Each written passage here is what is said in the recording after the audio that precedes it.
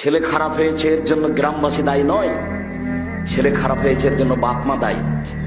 মেয়ে খারাপ হয়েছে এর জন্য গ্রামবাসী দায়ী নয়, মেয়ে খারাপ হয়েছে এর জন্য মা দায়ী। রাসূল সাল্লাল্লাহু আলাইহি সাল্লাম বলছেন, কুল্লু মাউলুদিন ইউলাদু আলাল ফিতরা ফাহুয়া ইউহাব্বিদু হিমানাজিসানি ওয়া ইউনাসরানিহি।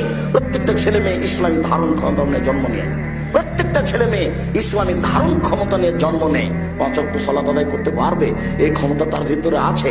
দাড়ি ছেড়ে দিতে পারবে, চাঁচবে না, এই ক্ষমতা তার ভিতরে আছে।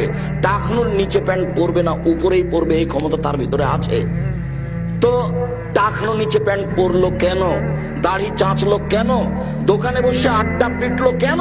সুদ ঘুষ জুয়ায় অংশগ্রহণ করলো কেন? রাসূল সাল্লাল্লাহু আলাইহি সাল্লাম বলছেন, ওর বাপ মা করতে বলেছে এই জন্য।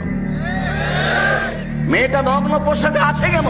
এখন ক্লাস 10-এ পড়ে, ওর বাপ তাহাজ্জুদ পড়ে, এখন বসে আছে মাথায় কাপড় নেই।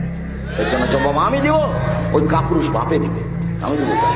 জন্ম আমি দিয়েছি, জন্ম আপনি দিয়েছেন, আপনি প্রস্তুত থাকেন। আল্লাহর নবী আপনাকে বলছেন পাহারাদার এই ছেলেদের, এই বাড়ির পাহারাদার আপনি, জবাব আপনাকে দিতে হবে। এই বাড়ির পাহারাদার আপনার স্ত্রী, আপনার মেয়ের প্রত্যেকটা অন্যায়ের জবাব আপনার স্ত্রীকে দিতে হবে, আপনাকে দিতে হবে। তাই রাসূল সাল্লাল্লাহু আলাইহি ওয়াসাল্লাম বলছেন, 3 শ্রেণীর মানুষ জান্নাতে যাবে না। ভুল বুঝিয়েন না, কথা আমি বোঝানোর চেষ্টা করেছি। প্রত্যেক দিন আপনার মেয়ে স্কুল থেকে আসে বিকাল 2টার সময়, আজকে এসেছে 2:30টার সময়।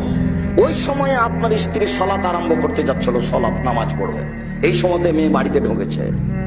দায়িত্ব আগে, মেয়েকে আগে জিজ্ঞাসা করতে হবে, আম্মু প্রতিদিন 2টায় আসো, আজকে 2:30টায় আসলে 1 ঘন্টা লেট করলে কেন? এটা রহস্য আগে বের করতে হবে, তারপরে কোনো কথা।